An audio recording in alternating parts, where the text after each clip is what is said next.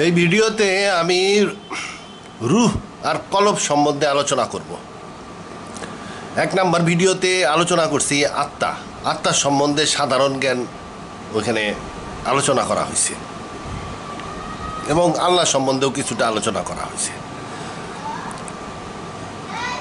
এই ভিডিওতে আমি আলোচনা করব রূহ, মানুষের রূহ এবং কলব। রূহ আর কলব একসাথে আলোচনা করতেছি কেন? কারণ কলব বাংলা হইল বলতে হবে মন, ইংরেজিতে মাইন্ড। এইটা রুর মাধ্যমে তৈরি হয়। রুটাই হইতেছে এই কলবের মূল ভিত্তি। কলবের ইংরেজি করে অনেকে হার্ট হিসাবে, তারপরে বলে যে ওই যে তো রক্ত পাম্প করে। কলবের ইংরেজি কিন্তু হার্ট করাটা ঠিক না। হার্ট হইল রক্ত পাম্প করা মেশিন, ওর সাথে কলবের কোনো সম্পর্ক নাই। ওর কাম খালি রক্ত পাম্প করা, ব্যস্ত জিনিস। ওর ওই চিন্তা ভাবনার কাম কি সে করতে পারবে না। এই জন্য ওকে হার্টকে দূরে রাখেন। কলবের ইংলিশ হলো মাইন্ড, বাংলায় হলো মন। এই মনের ভিত্তি প্ল্যাটফর্ম হইতেছে রূহ। তো এই জন্য রূহর সাথে আমি একই সাথে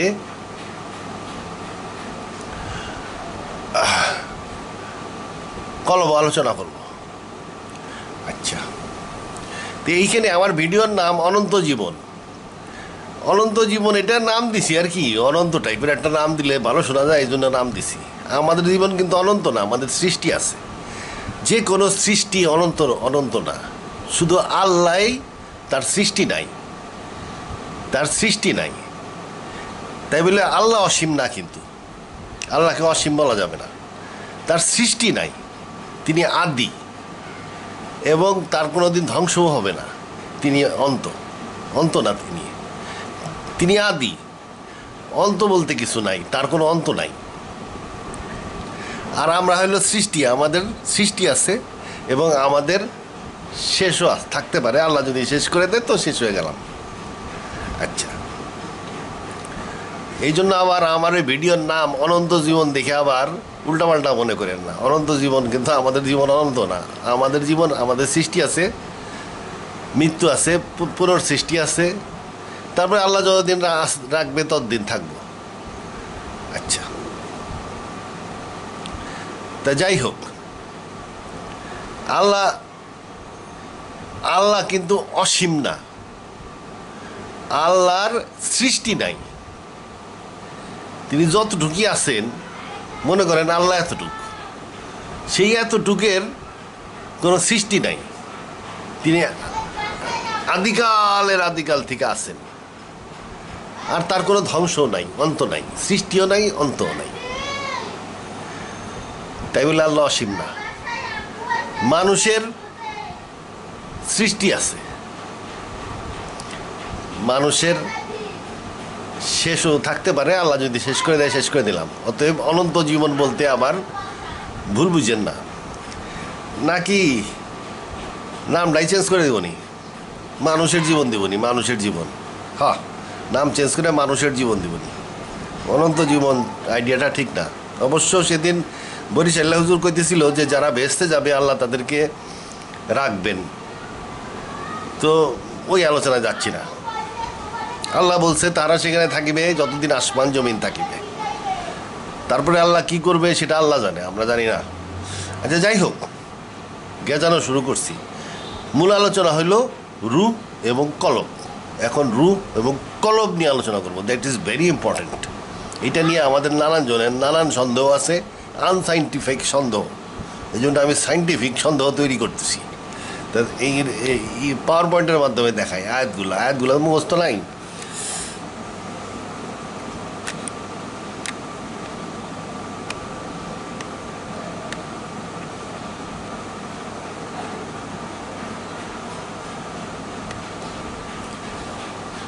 এই যে আল্লাহ যখন প্রথম মানুষ সৃষ্টি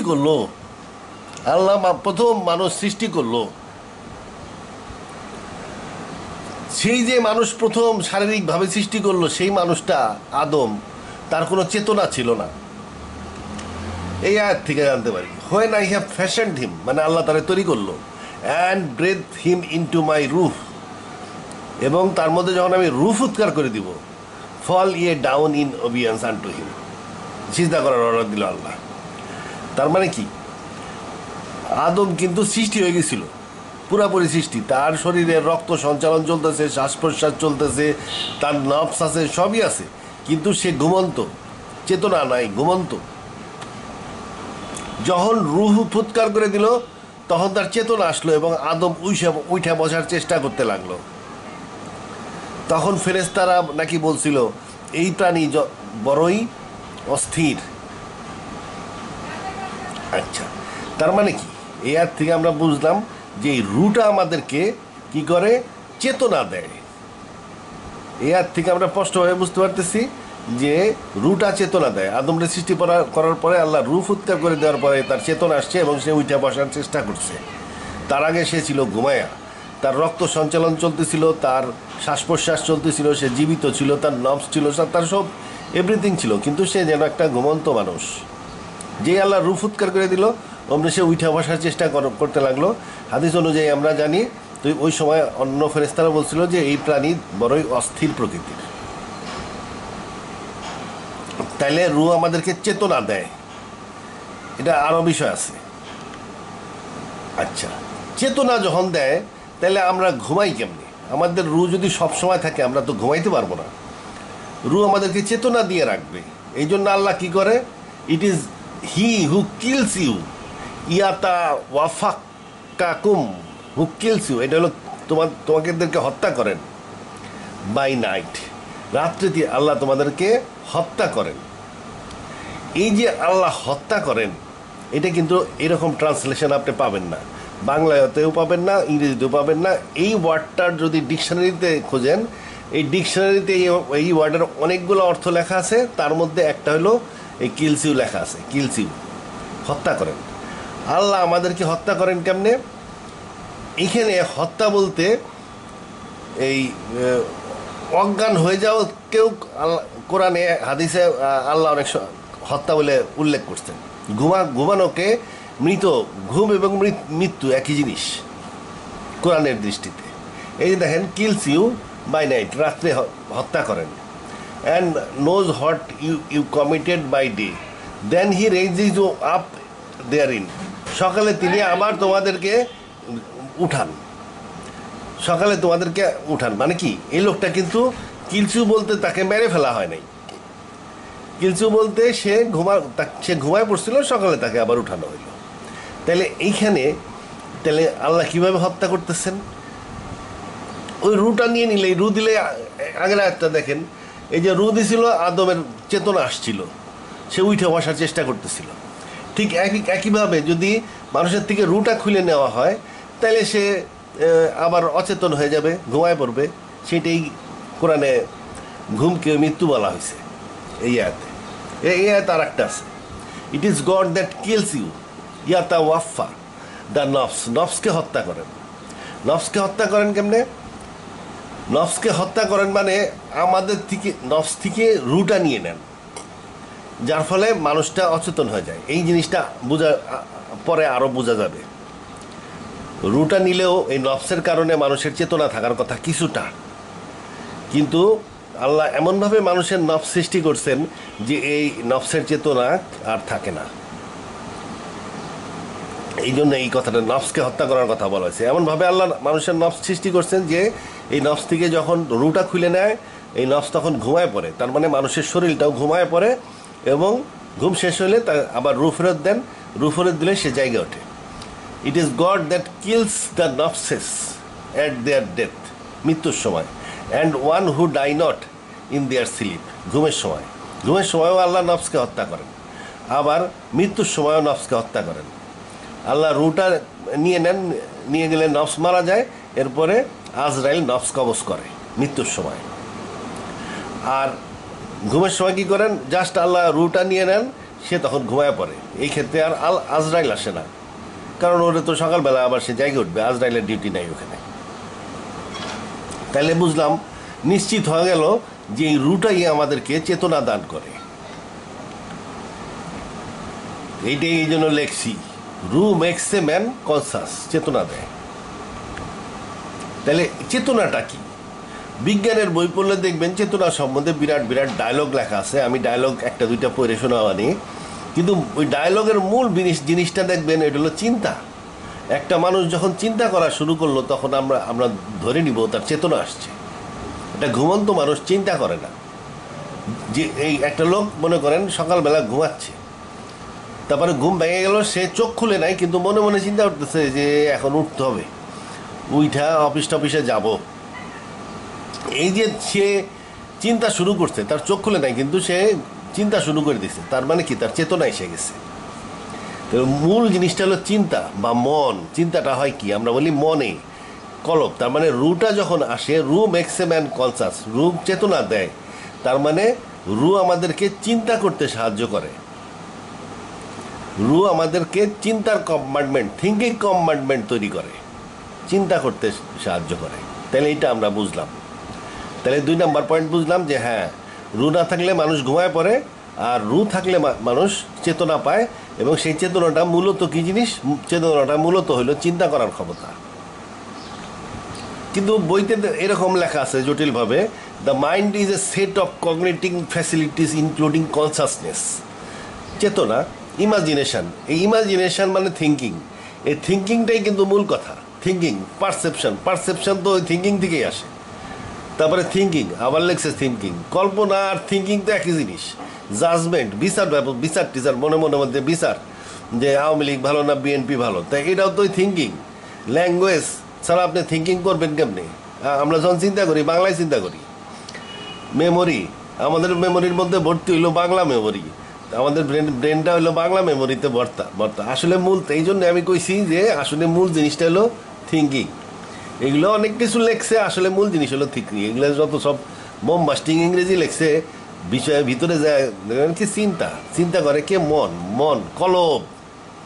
তাহলে রুর হইলো কলব, which is housed in brain. এইখানেই হলো কথা। বৈজ্ঞানিক সাহেব, the Wikipedia, the free encyclopedia, এইখানে তো বৈজ্ঞানিক সাহেবরা লেখছে, উনি বলতেছেন যে মনটা আমাদের মাথার মধ্যে, হাউসড ইন ব্রেইন। এইখানেই আমাদের কথা, ব্রেনের মধ্যে মন। আচ্ছা, এটা মনে রাখেন, এটা আমি আলোচনা আরও আসবে। সে বলতেছে ব্রেনের মধ্যে, কারণ সে দেখে যে এই যে ইমাজিনেশনের জন্য যে জিনিসপত্র দরকার, চেতনার বিষয়টা তারাও কনফিউশনে আছে। পারসেপশনের জন্য যে নলেজ দরকার, থিঙ্কিংয়ের নলেজ দরকার, জাজমেন্টের নলেজ দরকার, ল্যাঙ্গুয়েজের জন্য ভাষা দরকার, মেমোরির জন্য ব্রেন দরকার, সব কিছুতেই সে দেখছে যে ব্রেন দরকার। এই জন্য সে বলতেছে যে হাউসড ইন ব্রেন, এই সমস্ত কিছু ব্রেনের মধ্যে আছে। তাহলে মনটা কোথায় আছে? তাহলে ব্রেনেই থাকার কথা। It is usually defined as the faculty of entities thought and consciousness. চিন্তাটাই আসল। চেতনা পাইলে চিন্তা আসে, বা আমরা বলতে পারি চিন্তার চেতনা পাইলে আসলে আমরা ধরে নিব যে তার চেতনা আসছে। It holds the power of imagination, recognition and appreciation and is responsible for processing feelings and emotion. তাহলে সে ফিলিংস অ্যান্ড ইমোশনও সে প্রসেসিং করে ব্রেন থেকেই। তার কথা সবই ব্রেনের মধ্যে আছে। আচ্ছা, রেজাল্টিং অ্যাটিটিউড অ্যান্ড অ্যাকশন। হ্যাঁ, কিছু কিছু লোক আছে খুব অ্যাটিটিউড অ্যাকশনাল, আবার কিছু কিছু লোক আছে ঠান্ডা ঠান্ডা। সেই যে চারিত্রিক গুণাবলী, অ্যাটিটিউড অ্যাকশন, এটাও সে বলতেছে ওই ব্রেনের আউটপুট। মানে সে বৈজ্ঞানিক সাহেব ব্রেন ছাড়া আর কিছু দেখে নাই, পায় নাই, যার ফলে সব কিছুই ধরে নিছে ব্রেনের মধ্যেই আছে। এটা হলো তার ব্যাখ্যা, বৈজ্ঞানিকদের ব্যাখ্যা। আচ্ছা, এখন আমরা একটু আগাই যাই। বৈজ্ঞানিকের ব্যাখ্যা মনে রেখেন। তাহলে রুম এক্সএমএক্স কনসাস, আমরা বলতেছি এটা থিঙ্কিং করে, তাহলে বোঝা গেল যে এই রুটাই মাইন্ড বা কলব তৈরি করে। কলবের ভিত্তি কি? রুহ, যেটা আল্লাহ ফুৎকার করে দেয়। আমরা বলি রুটা আল্লাহ ফুৎকার করে দেয়। আদমরে কি করছিল? ফুৎকার করে দিছিল, তখন আদম উঠে বসার চেষ্টা করছিল। ঠিক একইভাবে একটা বাচ্চা যখন জন্ম নেয়, তখন মেয়েটা চিল্লাইতে থাকে কষ্টে, কিন্তু বাচ্চাটা কোনো চিল্লাচিল্লি নাই। ওর তো মাথা বাইর করেই চিল্লানি শুরু করার কথা, কিন্তু সে কোনো চিল্লায় না। তারপরে যখন হয়ে যায়, ডাক্তার ধরে 2-3টা থাপ্পড় দিলে তারপরে করে কান্দে ওঠে। এই যে কান্দে উঠলো, তার মানে কি ওই সময় আল্লাহ তাকে রূহ ফুৎকার করে দিছে প্রথমবারের মতন। যেহেতু আল্লাহ তাকে রূহ ফুৎকার করে দিছে, তার চেতনা আসছে, সে তখন কান্দে উঠছে। যেহেতু তার ল্যাঙ্গুয়েজ নাই, সে তার ইমোশনের মাধ্যমে কান্দে উঠছে।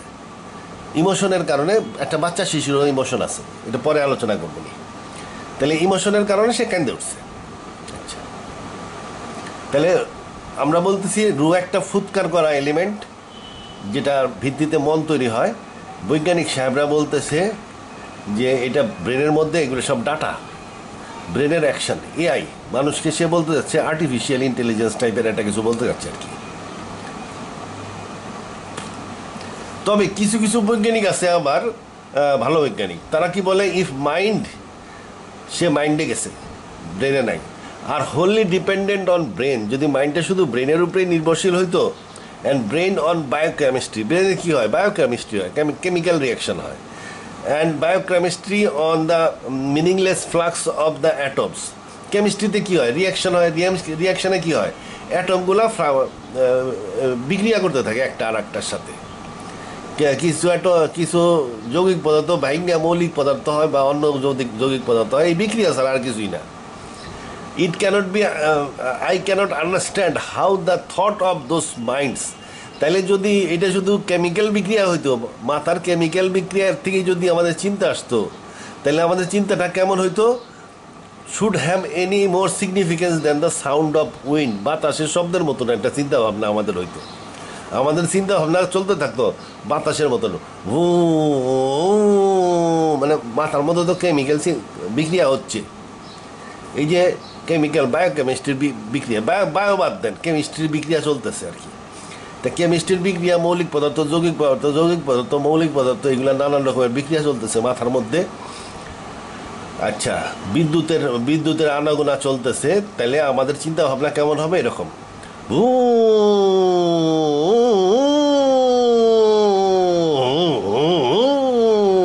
এরকম চিন্তা, সিএস লুইস বলছে।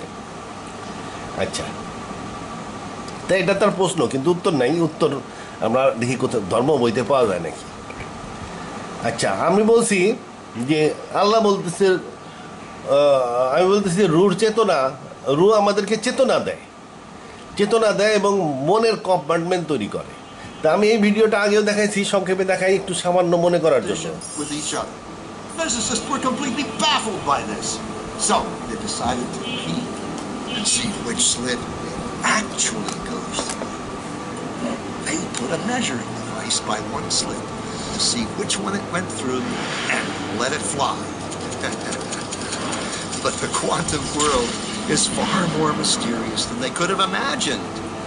When they observed, the electron went back to behaving like a little marble. It produced a pattern of two bands, not an interference pattern of many. The very act of measuring or observing which slit it went through meant it only went through one, not both. The electron decided to act differently, as though it was aware it was being watched. তাহলে এটা ক্ষুদ্র অতি ক্ষুদ্র electron, তার চেতনা আছে। তাকে যদি দেখা হয় তাহলে সে কণা হিসাবে থাকে, আর যদি দেখা না হয়, সে যদি স্বাধীনভাবে চলতে থাকে, তাহলে সে তরঙ্গ হিসাবে চলতে থাকে। তার মানে কি, তাকে দেখা হলে সে বুঝে যে তাকে দেখার চেষ্টা করা হচ্ছে, অতএব তার এখন তরঙ্গ হিসাবে থাকতে হবে, কণা হিসাবে থাকতে হবে। অতএব তার চেতনা আছে।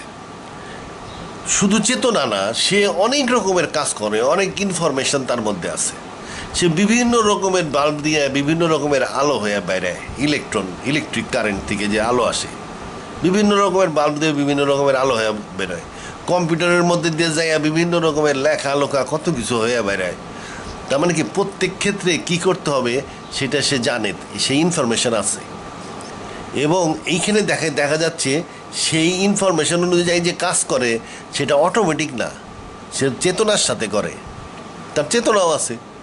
কখন কণা হইতে হবে, কখন তরঙ্গ হইতে হবে সে যদি জানে, তাহলে ওই কোন রড লাইটের মধ্যে দিয়ে গেলে কীরকম আলো হইতে হবে সেটাও সে জানে, বাল্বের মধ্যে দিয়ে গেলে কীরকম আলো হইতে হবে সেটাও জানে, এবং যাই না চেতনার সাথে ওইটা করে।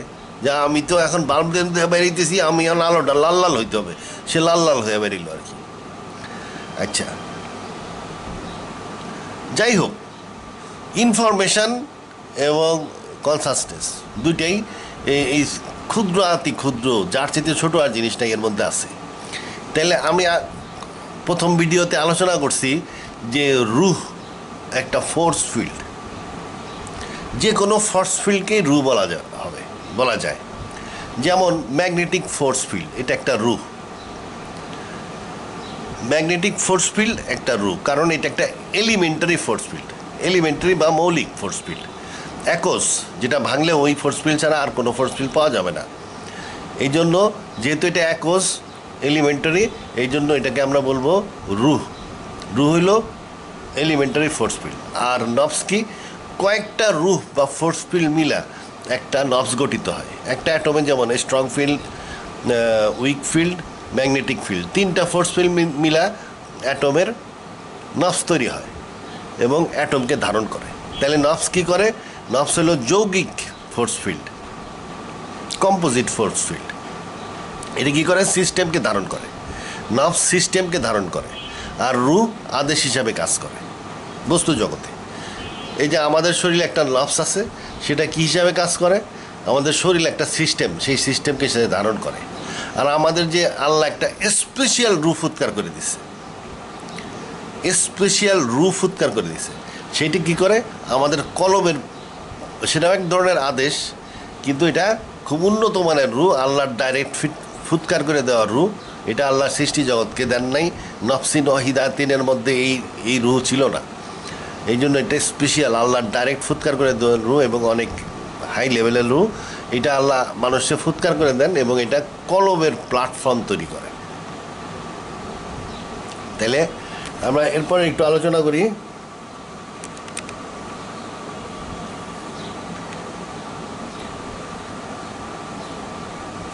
Do they not travel through the land so that their minds may thus learn wisdom, and their ears may thus learn to hear? Truly it is not their eyes that are blind, but their minds which are in their chest. তাহলে আল্লাহ বলতেছে মন কোথায় আছে? চেস্টে আছে, বুকে আছে। এরকম আয়াত আরও আছে, আমি আয়াতগুলা উল্লেখ করি নাই। আল্লাহ বলতেছে, তাহলে স্পষ্টভাবে এখানে বলে দিল যে মনটা বা কলব বা মন এটা কোথায় আছে? বুকে। আর বৈজ্ঞানিকরা কি বলছিল? ওইটা ব্রেনের মধ্যে, হাউসড ইন ব্রেন। এটা কিন্তু বৈজ্ঞানিকরা বলছিল, ওই যে আমি দেখাইছি। আর এখানে আল্লাহ বলল যে না, মনটা বুকে। আর মনটা বুকে থাকলো কেমনে? এটা এই সম্বন্ধে আর একটা হাদিসও দেখাই। তাহলে পাইলাম, আজ থেকে পাইলাম মন হইল বুকে। আর বৈজ্ঞানিকরা বলতেছে মন, থিঙ্কিং, এগুলা ব্রেনের কাজ। আচ্ছা, রসুল কি বলতেছেন? Prophet said, there is a piece of flesh in the body of every child of Adam. মানুষের প্রত্যেক আদম শিশুর শরীরে একটা মাংসপেশি আছে। when that is purified, the whole body becomes pure, and when that goes wrong, whole body goes wrong. Be informed that it is কলব, এটাই হলো কলব। তাহলে রসুল বলতেছে কলমকে বলতেছে মাংসপেশি, পিস অফ ফ্লেশ। তাহলে আল্লাহ বলতেছে কলব বুকে, আর রসুল বলতেছে এটা একটা মাংসপেশি। তাহলে আল্লাহ আর রসুলকে মিলাইলে কি হইলো? তাহলে বুকের একটা মাংসপেশি, বুকের একটা মাংসপেশিতে আমাদের মন আছে। এটা আমরা কোরআন এবং হাদিস থেকে পাইলাম। বুকের একটা মাংসপেশিতে আমাদের মন আছে। আমাদের মনটা তাহলে কোথায়? বুকের একটা মাংসপেশিতে। আচ্ছা, এই জন্য বুকের একটা মাংসপেশিতে হইলে তাহলে মনের সাথে আমি এর মধ্যে আলোচনা করছি রু জড়িত। রু দিলে মানুষের মন তৈরি হয়, মানুষ জায়গায় ওঠে। রু নিয়ে গেলে মানুষের মন ডিসমেন্টাল হয়ে যায়, মানুষ ঘুমায় যায়। এই জন্য দেখেন আমি রুহ বুকে আঁকছি, রু বুকে আঁকছি। এখন বুকে যদি রু হয়, তাহলে এই যে ভাষা জ্ঞান, নানান রকমের জ্ঞান কোত্থেকে আসবে? এই জন্য আমি রুটা বুকের মধ্যে আইকেও একটু বাড়াইয়া একটু ব্রেনের মধ্যে আইয়ে দিছি। আসলে ব্রেনের মধ্যে আইয়ে দেওয়ার দরকার হয় না, রু বুকে থাকলেই হবে। এখানে আমি বোঝানোর জন্য দিছি, আসলে এটা বুকে থাকলে যথেষ্ট। আচ্ছা, তাহলে রু বুকে, এই আঁকা এই আর দুটারে চিন্তা করেন না, এটা আমি বোঝানোর জন্য লিখছিলাম যে এখানে কাজ করে। আসলে রু হইল আমাদের বুকের একটা মাংসপেশি। তবে এই মাংসপেশি কিন্তু হৃৎপিণ্ড না, রক্তের পাম্প মেশিন না, এটা বুকের মাংসপেশি। আচ্ছা, তাহলে মনটা কোথায়? বুকের মাংসপেশিতে আছে। আর মন তৈরি করতে কি লাগে? রু লাগে। তাহলে রুটাও আল্লাহ যখন দেয় তখন কোথায় দেয়? এই বুকের মাংসপেশিতে দেয়। তাহলে এখানে কয়েকটা জিনিস আমি আলোচনা করছি। এক নম্বর হলো আল্লাহ বলতেছে মন বুকে, রসুল্লাহ বলতেছে মন একটা মাংসপেশি। আমরা আলোচনা করছি মন তৈরি হইতে রু লাগে। তার মানে বুকের মাংসপেশিতে আল্লাহ রু সেট করে দেয়। বুকের মাংসপেশিতে আল্লাহ রু সেট করে দিলে সেটা কি করে? মন তৈরি করে। আচ্ছা, কেমনে করে? তাহলে আমরা মাসেল অফ দ্য চেস্ট, বুকের মাংসপেশি প্লাস রু, এখানে আল্লাহ রু সেট করে দিছে। প্লাস এই মাসেলের সাথে নিশ্চয়ই নার্ভ আছে, নার্ভ এবং নার্ভের সাথে কানেকশন হয়েছে সিএনএস, সেন্ট্রাল নার্ভাস সিস্টেম, যেটা ঘাড়ের মধ্যে দিয়ে ব্যাকবোন দিয়ে গেছে, সিএনএস প্লাস ব্রেন। এই যে এই ব্রেন, সেন্ট্রাল নার্ভাস সিস্টেম, বুকের মাংসপেশির নার্ভাস সিস্টেম, বুকের মাংসপেশি এবং একটা অজানা ফুৎকার করে দেওয়া ফোর্স ফিল্ড, এই কয়েকটা জিনিস মিলে আমাদের একটা ভার্চুয়াল ব্রেন তৈরি হয়। এই ভার্চুয়াল ব্রেনকেই আমরা মন বলি। তার মানে কি?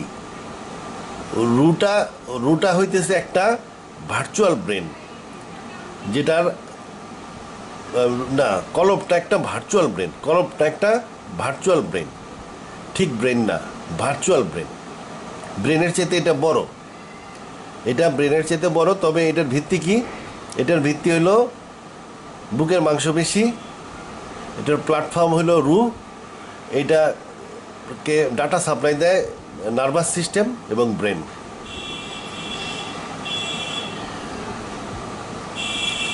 আচ্ছা, এই জিনিসটা আমার এস্টাবলিশ করতে হবে। আমি তো বললেই তো আর এটা ঠিক হয়ে গেল না, এস্টাবলিশ করতে হবে।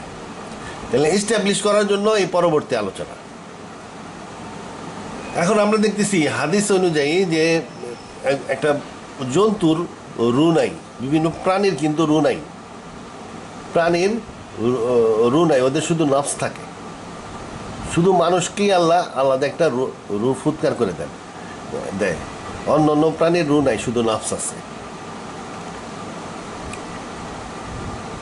আচ্ছা, যেহেতু রু নাই, এখন এই রু রিলেটেড যে দুইটা ইমোশন, এই রু একটা অজানা ফোর্স ফিল্ড, এবং ফোর্স ফিল্ডের সাথে একটা ফ্লাক্স তৈরি করে, আবার সেই সাথে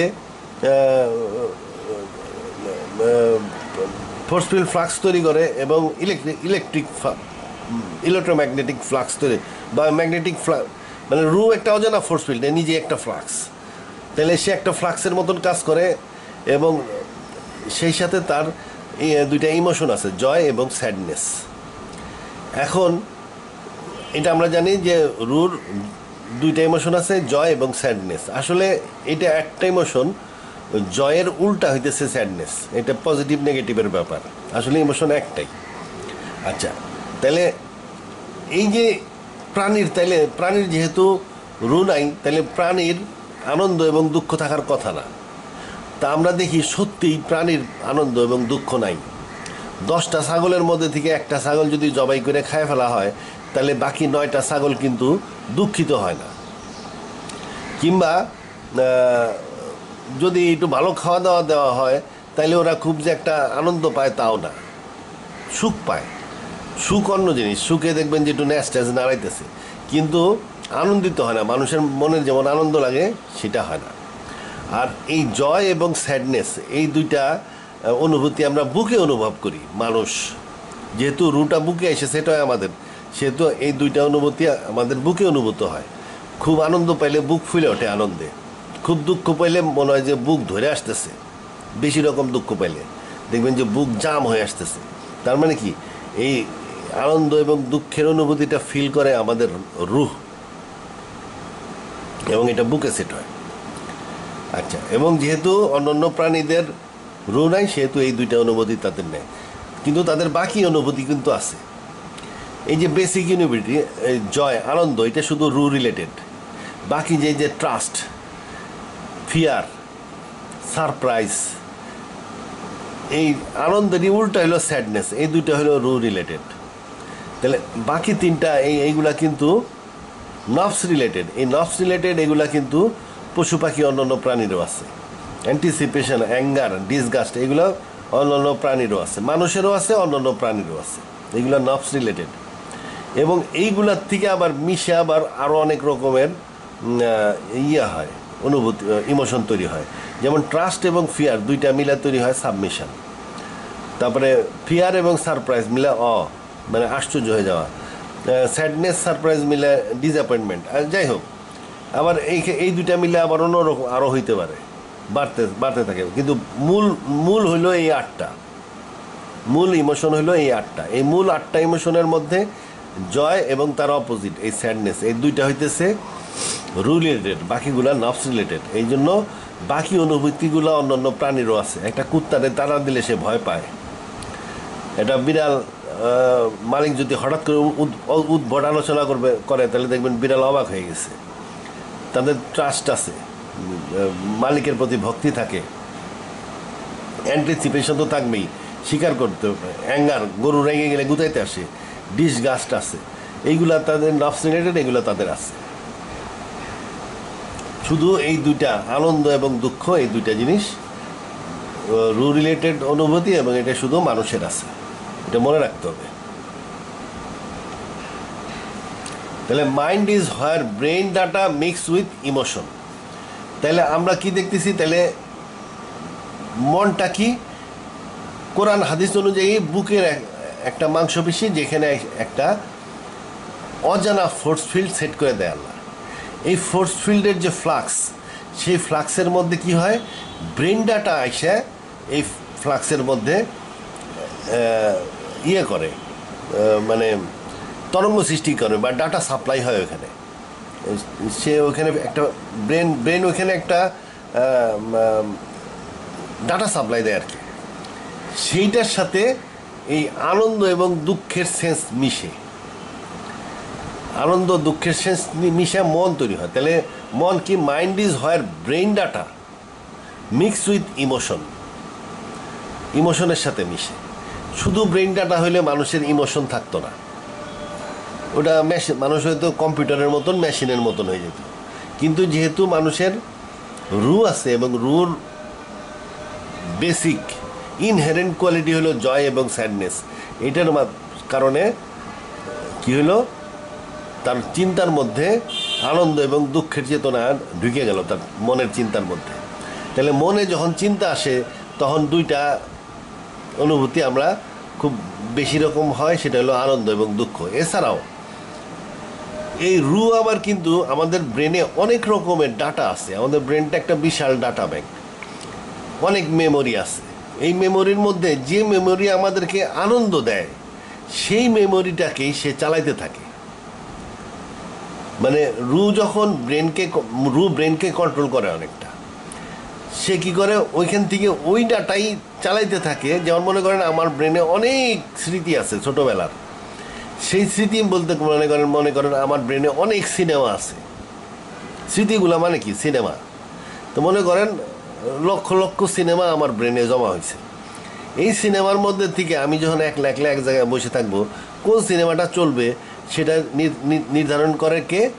রু বসে নির্ধারণ করে। এবং রু নির্ধারণ করে কিসের ভিত্তিতে? তার এই আনন্দ এবং দুঃখের চেতনার ভিত্তিতে। যে চিন্তায় সে আনন্দ পায়, সেই চিন্তা করতে থাকে।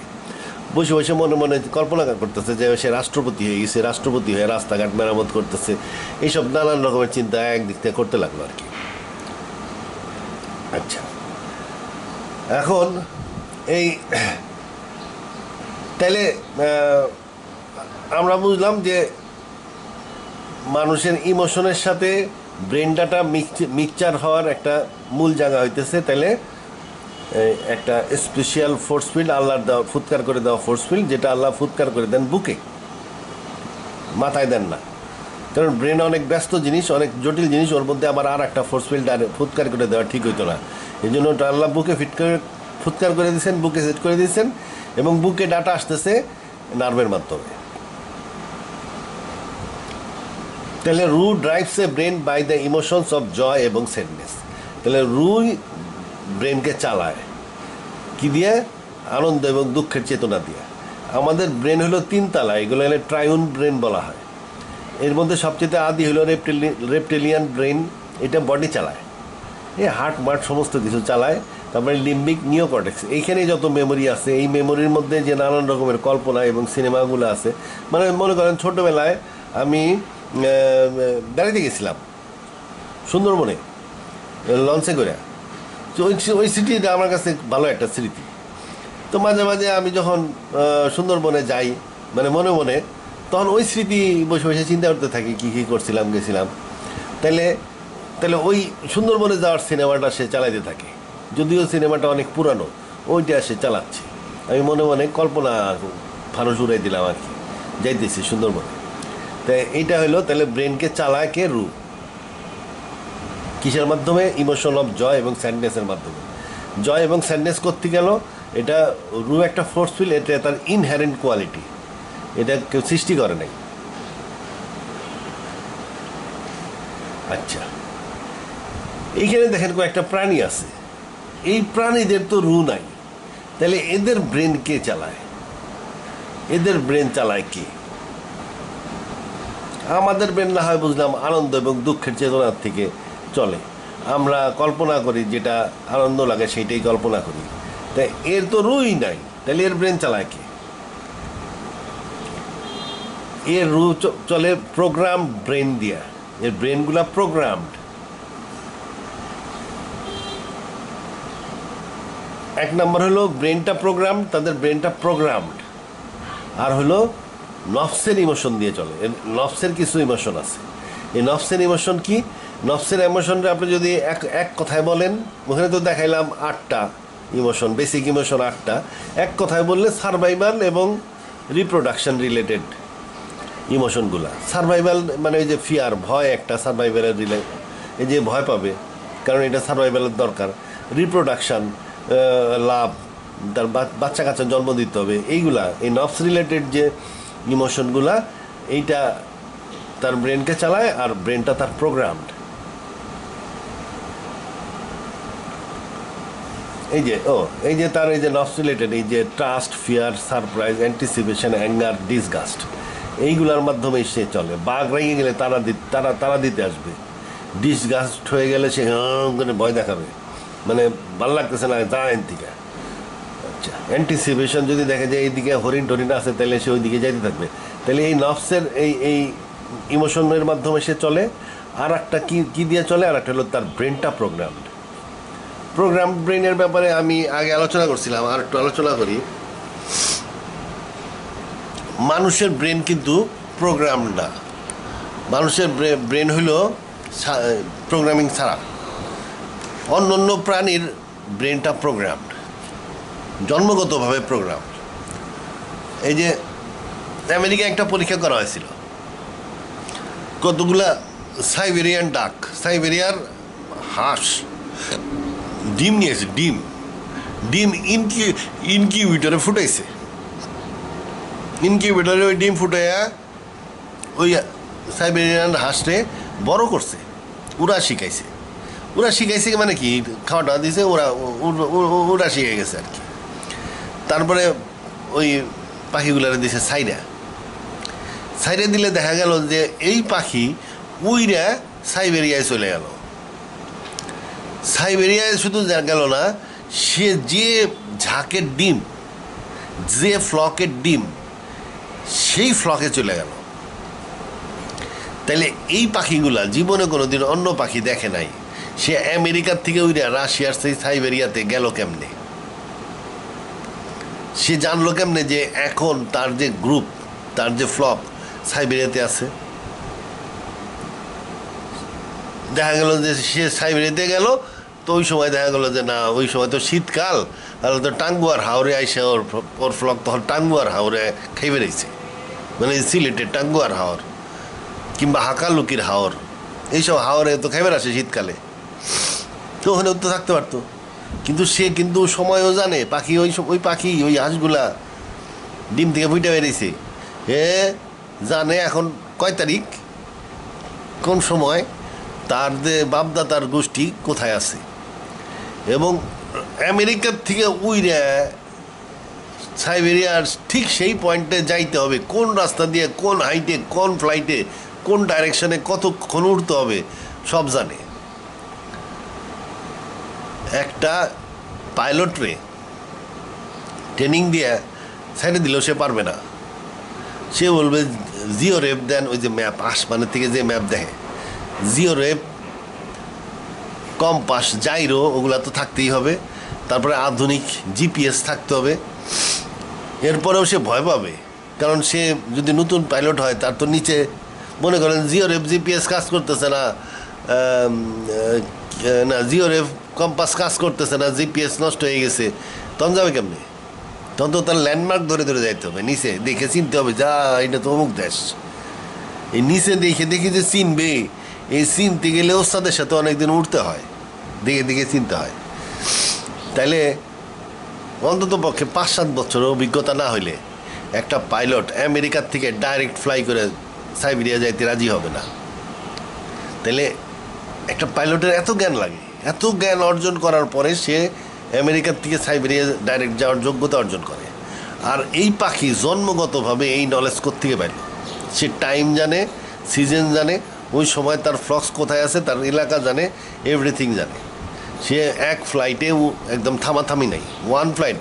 যখন বড় বড় সারস, এরা কিন্তু এক মহাদেশ থেকে আর এক মহাদেশে যখন যায়, রাস্তায় খুব একটা থামে না, দু এক জায়গায় থামে, আবার অনেক সময় থামেই না, এক ফ্লাইটে চলে যায়।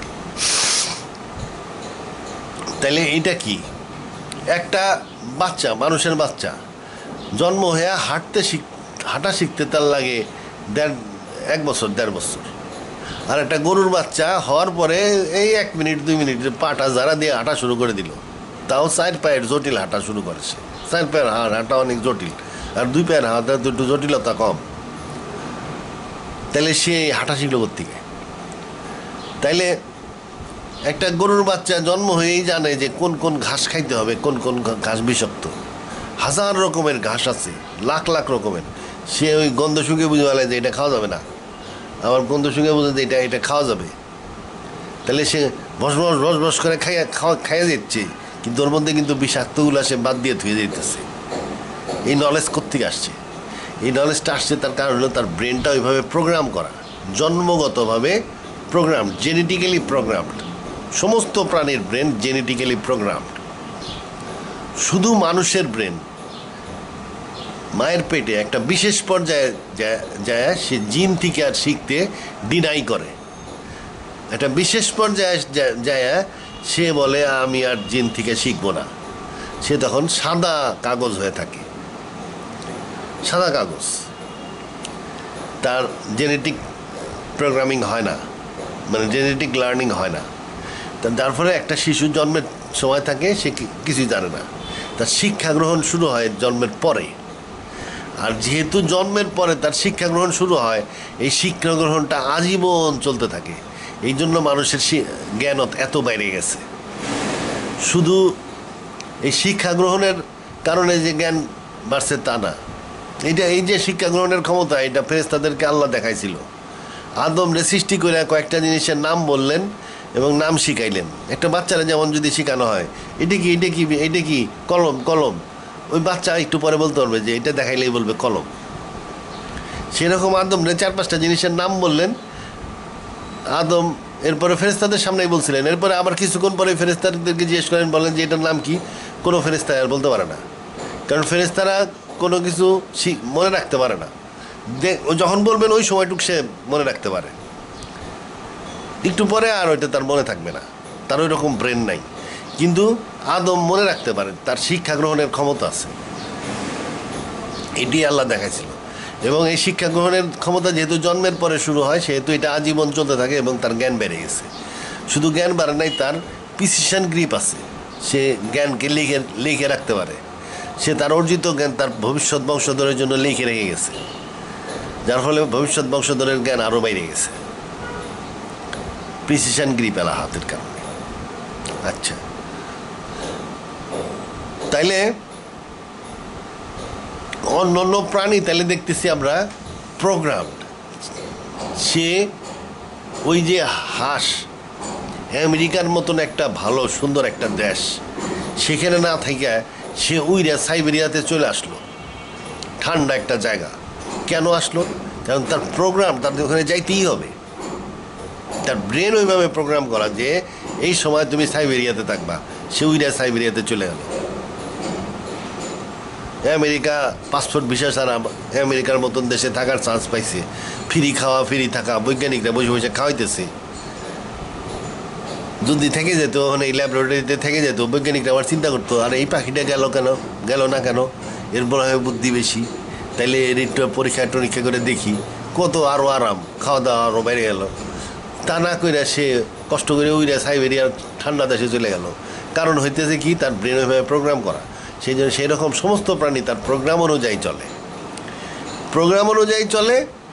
একটা বাঘের 10টা বাঘের 10 রকম ক্যারেক্টার না, 10টা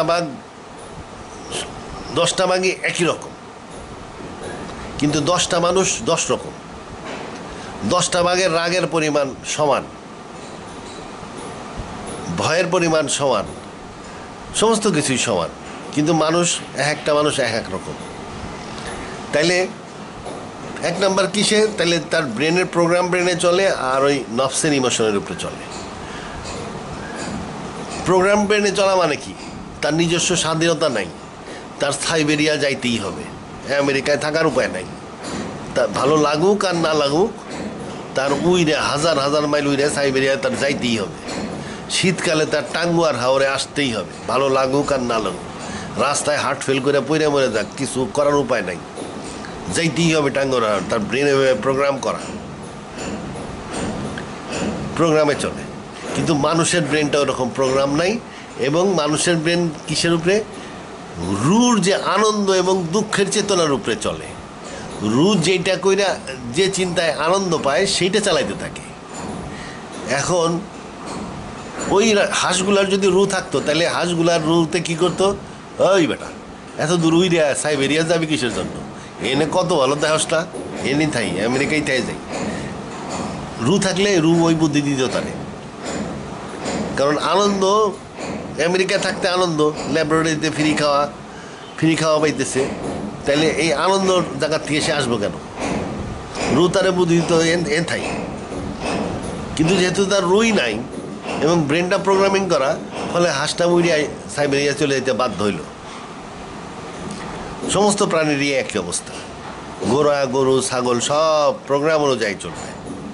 এবং কিছু অ্যাক্টিভিটিস যারা করে, ইন্টারাকশান, তাদের মধ্যে যে ইন্টারাকশান, মানে শিয়ালের একটা গ্রুপ আছে, তারা গ্রুপে কাজ করে। এই যে শিয়ালের গ্রুপ কিংবা মাছের একটা ঝাঁক আছে, ঝাঁকের সাথে থাকে, তাহলে এদের মধ্যে ইন্টারাকশানটার জন্য ওই নফসের অনুভূতি অনুযায়ী তারা কাজ করে। ব্রেন প্রোগ্রাম করা ব্রেন, এখান থেকে আর নতুন কিছু বেরোবে না। কিন্তু যেহেতু নফসের চেতনা আছে, নফসের চেতনার কারণে এরা একটার সাথে আর একটা ইন্টারাকশান করে। শিয়ালের একটা মনে করেন ঝাঁক, 3টা শিয়াল একসাথে থাকে, কিন্তু হঠাৎ করে দেখবেন মাঝে মাঝে এক শিয়াল আর এক শিয়ালরে কেউ করে কামড় দিল। তার মানে কি? নফসের চেতনায় আছে রাগ, অ্যাঙ্গার, সে ওই শিয়ালটার উপরে রেগে গেছে, এই জন্য সে খেয়াও করে একটা কামড় দিল। আবার দেখলেন যে একটা শিয়াল আর একটা শিয়ালরে খুব পছন্দ করতেছে, এটা শিয়াল নিয়ে খুব পছন্দ করতেছে, তার সাথে সাথে খুব খাতিরে। কারণ কি? লাভ, নফসের চেতনা, তার রিপ্রোডাকশানের জন্য তার চেতনা আছে। তাহলে এই যে ইন্টারনাল ইন্টারাকশানের কারণে তার নফস তাকে ড্রাইভ করে। আর ওভারঅল লাইফটা হলো প্রোগ্রাম ব্রেন অনুযায়ী চলে। পৃথিবীটা কম্পিউটারাইজড। শুধু মানুষের ক্ষেত্রে মানুষের একটা রু দিছে, যার নিজস্ব আনন্দ এবং দুঃখের চেতনা আছে। সেই আনন্দ এবং দুঃখের চেতনা আমাদের ব্রেনকে চালায়, আমাদের ব্রেনের প্রোগ্রাম না।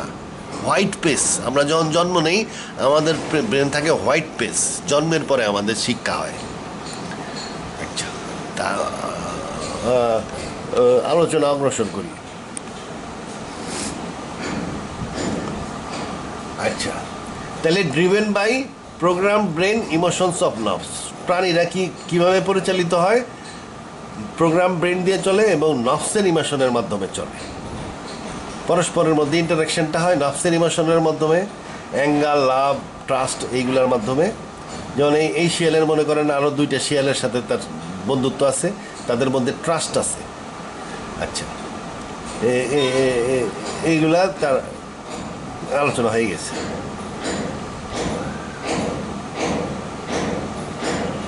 আর মানুষ কিভাবে চলে? মানুষের ড্রিভেন বাই কেমনে?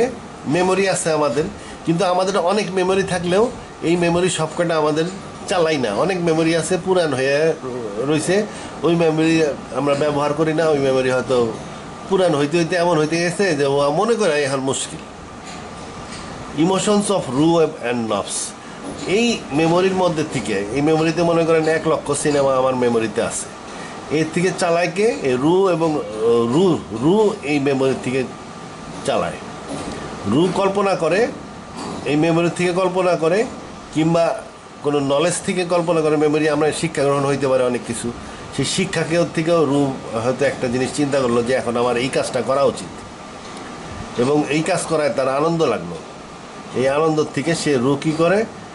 মানুষকে চালায়। ড্রিভেন বাই মেমোরি, রু। আবার অনেক সময় নফসের প্রেরণাতেও মানুষ চলে, নফসের প্রেরণাতেও চলে। নফসের আলোচনা তো আজকে করতেছি না, ইনশাল্লাহ এর পরের ভিডিওতে করব। কলব, আচ্ছা, এই যে শুধু যে রুর যে 2টা ইমোশন আছে, আনন্দ এবং দুঃখ, এই 2টার কারণ মাধ্যমেই যে মানুষ চলে তা না। মানুষ আরও জিনিস দিয়ে চলে, সেটা হলো কি? আল্লাহর ইচ্ছা ছাড়া মানুষ চিন্তা করে না। কলম of a believer is the আরশ অফ আল্লাহ। আল্লাহর আরশ, আল্লাহর আরশ মানে কি? আল্লাহর অফিস। আরশটা কি? এই মহাবিশ্ব, এখানে আমরা থাকি। আর একটা মহাবিশ্ব আছে বারজাকের ওপারে, ওটা হলো জান্নাত। আর একটা মহাবিশ্ব আছে সবার উপরে, সেটা হলো আরাফ, ওইটা ফেরেশতারা থাকে। আরাফের উপরে আর একটা মহাবিশ্ব আছে, সেটা হলো আরশ, ওইখানে উঁচা লেভেলের ফেরেশতারা থাকে, ওই ফেরেশতারা নিচে নামে না। আর ওইখানে আল্লাহর কুরসিও আছে, একটা এলাকায় আছে, ওখানে আল্লাহ আছে। তারপরে লৌহ মাহফুজ আছে, সিদ্ধাতুল মুনতাহার গোড়া আছে, আরশে আছে। আরশটাই হলো আল্লাহর হেডকোয়ার্টার, অর্ডার মর্ডার সব ওই আরশ থেকে আসে। সেরকম আল্লাহর হেডকোয়ার্টার হলো আরশ। আবার মুমিনের কলব একটা হেডকোয়ার্টার।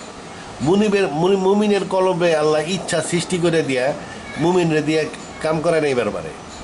মনে করেন বাজারে একটা ফকির বসে রয়েছে, ফকিরে সবাই মনে করতেছে ওই আর একজনে দিবে না।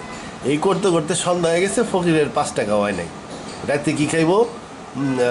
ফকিরের পয়সা নাই। তখন আল্লাহ এক মুমিনরে বলল, ওই বাজারে যা, যাস না, তোর ঘরে মোমবাতি নাই, যদি কারেন্ট না থাকে তুই বাজারে যায় মোমবাতি কেন। তা তো সে বাজারে যায় মোমবাতি কিনলো। তারপরে ফকিরের সামনে আসার সাথে সাথে আল্লাহর মনে ইচ্ছা দিয়ে দিল, ওরে 10 টাকা দে। তো মুমিন তারে 10 টাকা দিয়ে দিল, তাহলে ফকির 10টা টাকা পাইল। তাইলে এই জন্য কলবুল মুমিন আরশুল্লাহ, এটা আল্লাহ আল্লাহ কিন্তু মুমিনের কলমের মধ্যে দেয় বসে থাকে না। এটা হলো তার ওই আঙ্গুল, আল্লাহর আঙ্গুল। এই মহাবিশ্বে তো আল্লাহর হাত আছে, হাত ইস্তাওয়া করছেন, ডাইন হাত ইস্তাওয়া করছেন এই মহাবিশ্বে। এই মহাবিশ্বে যে ডাইন হাত ইস্তাওয়া করছেন, এই হাতের আঙ্গুল, এই আঙ্গুল দিয়ে উনি মুমিনের কলব নিয়ন্ত্রণ করেন। তা কলব of a believer remains in between 2 fingers of আল্লাহ। আল্লাহর 2 আঙ্গুলের মধ্যে থাকে, মানে আল্লাহর 2টা আঙ্গুল ওই কলবের মধ্যে, মনের মধ্যে ঢুকে রাখছে। এই জন্য মুমিনের চিন্তা ভাবনা সবসময় আল্লাহর ইচ্ছাতে হবে, উল্টাপাল্টা চিন্তা সে করবে না। তাইলে একটা মানুষ কিভাবে পরিচালিত হয়? মেমোরি দিয়া। মানে মেমোরি মানে কি?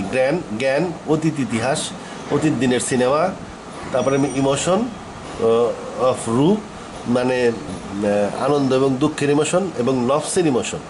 নফসেরও অনেক ইমোশন আছে, ভয়, ভালোবাসা, এইসব ইমোশনের কারণেও মানুষ পরিচালিত হইতে পারে। আচ্ছা, the day whereon neither wealth nor sons will avail, but only he who brings to Allah a sound কলব। যার কলব ঠিক থাকবে সে সাকসেসফুল হয়ে যাবে। তাহলে কলব ঠিক থাকা মানে কি? কলবটা হলো আল্লাহ ফুৎকার করে দিচ্ছে রু, সেইটার উপরেই কলবটা মেইনলি নির্ভরশীল। এই যে স্পেশাল রু বা স্পেশাল ফোর্স ফিল্ড, এর যে ফ্লাক্স, এই ফ্লাক্সের মধ্যে এই ব্রেনের মেমোরি নার্ভের মাধ্যমে বুকের মাংসপেশিতে এসে প্রতিভাত হয় এবং আমাদের কল্পনা শুরু হয়। এই কল্পনা এবং সেই সাথেই ইমোশন এসে মিশে। তাহলে এর মধ্যে কোনটা নষ্ট হইতে পারে? তাহলে রু নষ্ট হইতে পারে না, রু নষ্ট হইতে পারে না, ইমোশনও নষ্ট হইতে পারে না, নষ্ট হইতে পারে মেমোরি। তাহলে মেমোরি, তাহলে আমাদের জ্ঞান অর্জনের সাবধানতা মানে কি? প্রচুর কোরআনের জ্ঞান অর্জন করতে হবে। এই কোরআনের জ্ঞান আপনার কলবকে ঠিক রাখবে, মনকে ঠিক রাখবে। যার মাথায় প্রচুর কোরআনের জ্ঞান আছে তার মন ঠিক আছে, যার মাথায় কোরআনের জ্ঞান নাই তার মন ঠিক নাই। এইটা আমার জ্ঞানে বললাম, অন্য জ্ঞান থাকতে পারে। ওই আব্বাসি হুজুরের কাছে গেলে দেখবেন যে সে আরও এটার মধ্যে 50 লাইন লাগাই দিতে পারবে, আমার অত জ্ঞান নেই। তবে আমার হিসাবে বলতেছে এই কলব, এইটাকে ঠিক রাখতে হয় কেমনে? রুকে ঠিক রেখা। রু তো নষ্ট হওয়ার উপায় নাই, আল্লাহ ফুৎকার করে দিচ্ছেন শক্তিশালী ফোর্স ফিল্ড, এর অনুভূতিও নষ্ট হওয়ার কারণ নাই। একটা জিনিস হইতে পারে তার মেমোরি, আমরা যে জ্ঞান অর্জন করি ব্রেনের মধ্যে, এই যদি অজাত কুজাতের জ্ঞান অর্জিত হয়ে যায় বেশি এবং সেইটার উপরে যদি আমরা বিশ্বাস স্থাপন করি, তাইলে আমাদের মনটাও যাবে বজগট হয়ে যায়। এটাই সম্ভবত। তাইলে দেখলাম আমরা দুইটা জিনিস আল্লাহ করছে, যে আমাদেরকে স্বাধীন করে দিছে। কিভাবে? আমাদের ব্রেন জেনেটিক্যালি প্রোগ্রাম হইতে চায় না। মায়ের পেটের একটা সময় যায় আমাদের ব্রেন জেনেটিক প্রোগ্রামিং থেকে ডিনাই করে যে না, আমি আর প্রোগ্রাম হব না। অথবা আমরা জন্ম নেই সাদা ব্রেন নিয়ে, আমাদের শিক্ষা গ্রহণ শুরু হয় জন্মের পরে। এবং 2 নম্বর হলো আমাদের একটা আল্লাহ রু ফুৎকার করে দিচ্ছেন। এই রুটা বুকে ফুৎকার করে দেন, তবে এইটা ব্রেনের উপরে ক্ষমতাশালী। সে বুকে ফুৎকার করে দেওয়ার পরে সে কী করে? নার্ভের মাধ্যমে যায় ব্রেনের মধ্যে অ্যাকশন করে এবং সে যে চিন্তায় আনন্দ পায় সেটা চালায়, আর যেটার মধ্যে দুঃখ পায় সেটাকে বন্ধ রাখে, চিন্তাকে নিয়ন্ত্রণ করে সেই রূপ। তাইলে এই যে আমরা স্বাধীন হলাম কেমনে? সাদা ব্রেনের কারণে এবং রুর কারণে। আমরা নিজের ইচ্ছা মতন যেখানে আনন্দ পাবো সেই চিন্তা করব, যেটা আনন্দ পাবো না সে চিন্তা অফ রাখবো, সেটা করতে পারি। কিন্তু একটা বাঘ কিন্তু উল্টাপাল্টা চিন্তা করতে পারে না, কিংবা একটা শিয়াল চিন্তা করতে পারে না। একটা শিয়াল গর্তে বসে বসে চিন্তা করতেছে যে আগামী নির্বাচনের কইরা এমপি হয়ে যাব, এমপি হয়ে বাংলাদেশের মানুষ যত আছে এমপি সব অকাম করা শুরু করছে, এদেরকে ভালো কাজ কীভাবে করতে হয় সেই শিক্ষা দিব। তা এইসব উল্টাপাল্টা চিন্তা সে করতে পারবে না, ওই চিন্তা তার আসবেই না।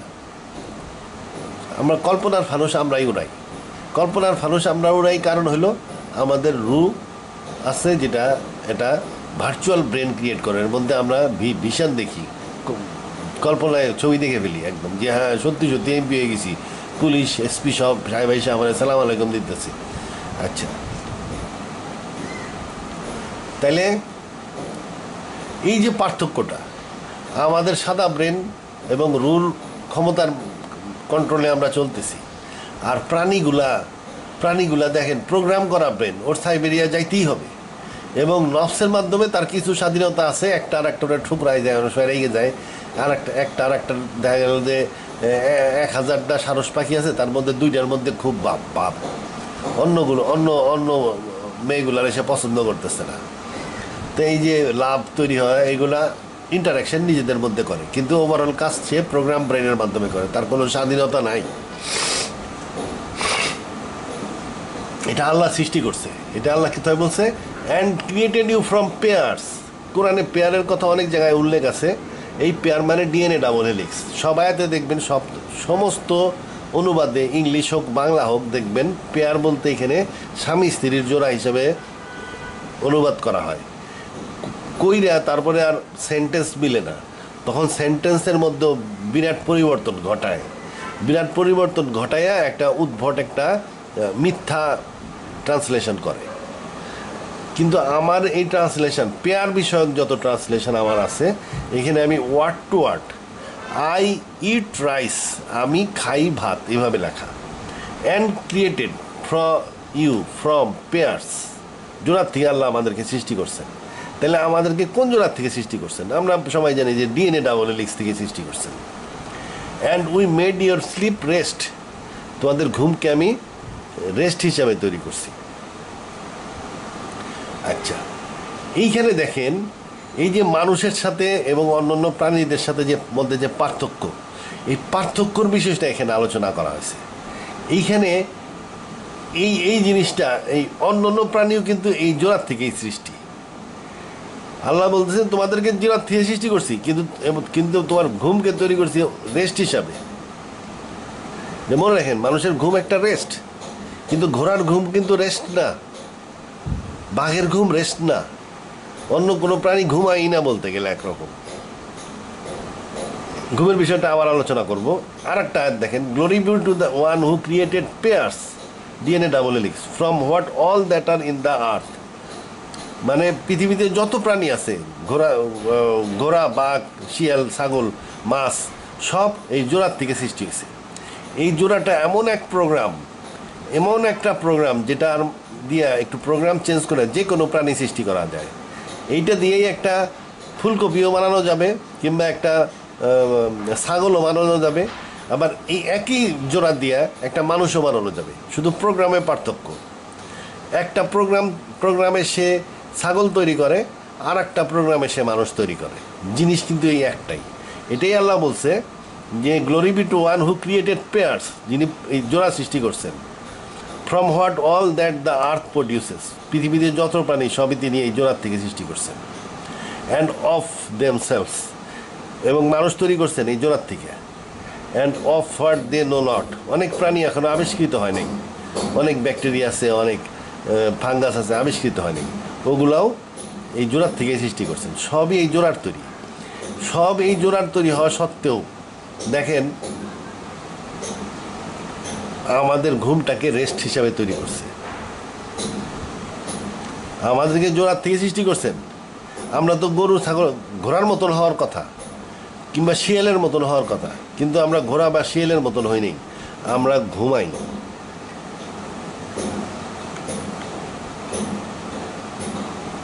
ঘুমের কথা আমার আরও আসছে। And among his science is the sleep that you take by night and by day and seeking of his bounty and verily in this science of those who hears. এই একটা পরে আসতেছি। মনে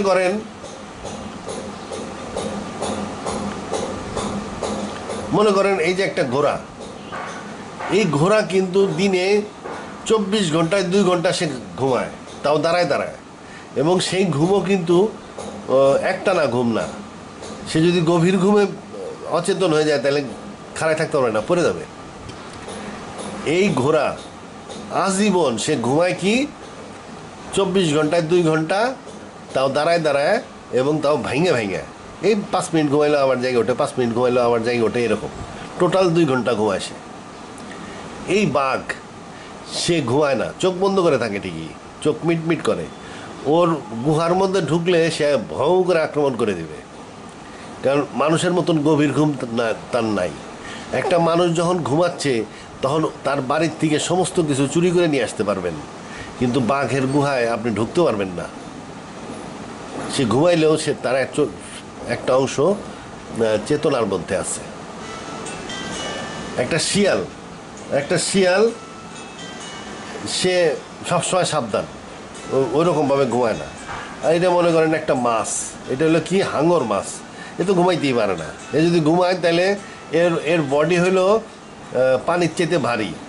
এ যদি সবসময় সাঁতার কাটতে না থাকে তাহলে এ ডুবে যাবে, এ ঘুমাইলে ডুবে যাবে।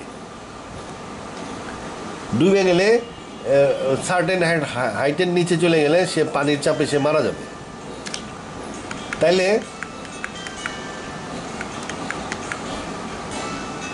দেখেন একই প্রাণী, এখানে দেখেন একই আল্লাহ সমস্ত প্রাণী DNA ডাবল হেলিক্স থেকে তৈরি করছেন, কিন্তু মানুষের মধ্যে ঘুমটাকে রেস্ট হিসাবে তৈরি করছেন। এইটা আল্লাহর স্পেশালিটি। এটা আসলে মানুষ কি, আসলে মানুষ জন্মগতভাবে একটা ঘুমন্ত প্রাণী। আল্লাহ যখন আদমকে সৃষ্টি করছিল, নফস দিয়ে তৈরি করছিল, সে ডিএনএ দিয়ে তৈরি করছিল, বডি তৈরি করছে, কিন্তু সে প্রাথমিক অবস্থায় ঘুমন্ত ছিল। মানুষ বেসিক্যালি ঘুমন্ত প্রাণী, তাকে রু দিয়ে জায়গায় রাখা হয়। একটা বাচ্চা যখন জন্ম নেয় তখন সে সেন্সলেস অবস্থায় জন্ম নেয়, তার রু ফুৎকার করে দিলে সে চিল্লায় কান্দে ওঠে। তাহলে বেসিক্যালি মানুষ ঘুমন্ত বা সেন্সলেস প্রাণী, রুর মাধ্যমে জায়গায় রাখা হয়। এইটাই ডিএনএর মাধ্যমে আল্লাহ করছে, এমনভাবে করছে আমাদের ব্রেনটাকে, আমাদের ব্রেনটা অনেক বড়, এই জন্য এইটা করা।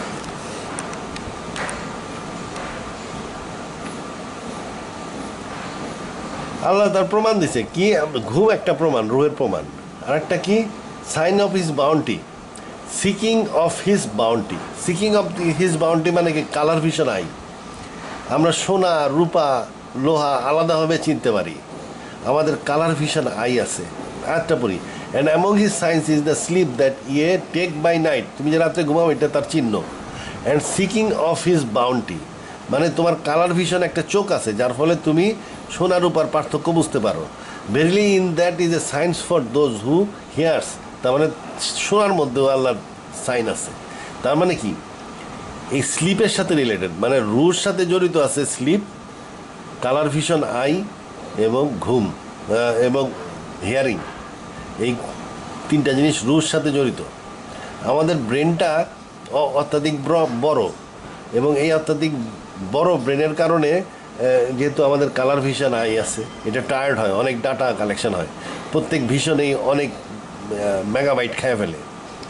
আমাদের হিয়ারিং রেঞ্জ অনেক বড়, যার ফলে চারিদিক থেকে শব্দ সবসময় আসতেছে, ব্রেনের লোড বাড়তেছে।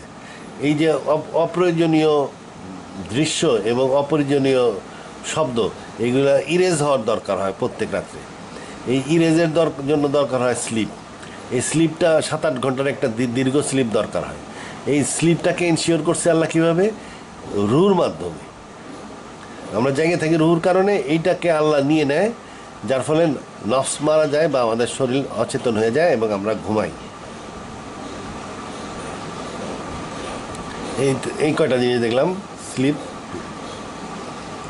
কালার ভিশন এবং হিয়ারিং। হিয়ারিংটাও, আমাদের হিয়ারিং কিন্তু অনেক ব্রড। অন্য প্রাণী কিন্তু দেখবেন যে গান পছন্দ করে না। আমাদের কি, to the animals human music falls into the ungraspable unrecognisable category. আমরা মনে করেন মিউজিক শুনতেছি, খুব ভালো একটা গান শুনতেছি, কিন্তু সে ওই মিউজিক বুঝবে না, তার কাছে এটা কান জ্বালাবালা শব্দ দূষণ মনে হবে, উইথ ভোকাল রেঞ্জেস রেট এবং ডিফারেন্ট। কিন্তু মানুষ মিউজিক শুনতে পারে এবং ভালো মিউজিক তৈরি করতে পারে, হিয়ারিং। আবার মানুষের ভিশন, অন্য প্রাণী, গরু সাদা কালো দেখে শুধু, গরুর কিন্তু কালার দেখে না। সমস্ত প্রাণী, অধিকাংশ প্রাণী, সমস্ত প্রাণী সাদা কালো দেখে, কালার ভিশন নেই। তাহলে আমাদের কালার ভিশন আই আছে, ব্রড রেঞ্জ হিয়ারিং আছে, এই জন্য আমাদের ঘুম দরকার। এই ঘুমটাকে এনশিওর করা হয়েছে রুর মাধ্যমে। যদিও আমরা ডিএনএর তৈরি, আমাদের অন্য প্রাণীর মতন আমাদের ঘুম থাকার কথা না, কিন্তু আমাদের আছে, এটা রুর মাধ্যমে আল্লাহ এটা এনশিওর করছেন।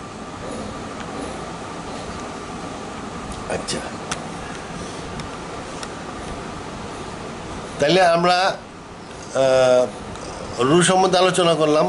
রু মূলত কি, একটা অজানা ফোর্স ফিল্ড, যেটা আল্লাহ ডাইরেক্টলি নিচ থেকে ফুৎকার করে দেন, সেটা বুকে এসে সেট হয়। এবং এই বুকের মাংসপেশি, বুকের nervous system, central nervous system এবং ব্রেন, এই ব্রেন, সেন্ট্রাল নার্ভাস সিস্টেম, বুকের নার্ভাস সিস্টেম, বুকের মাংসপেশি এবং রু, এই কয়টা জিনিস মিলে একটা ভার্চুয়াল ব্রেন তৈরি হয়। এই রুর একটা ফ্লাক্স, এটা তো ফোর্স ফিল্ড মানে ফ্লাক্স। এই ফ্লাক্সের মধ্যে একটা ভার্চুয়াল ব্রেন তৈরি হয়। এই ভার্চুয়াল ব্রেনটাই হলো মন।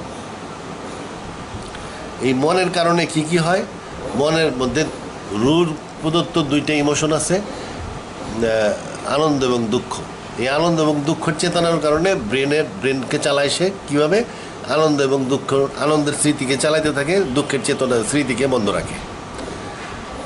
সেরকম আনন্দ পায় যে জ্ঞান সেই জ্ঞান অর্জন করে, কষ্ট পায় যে জ্ঞান সেই জ্ঞান অর্জন করতে চায় না।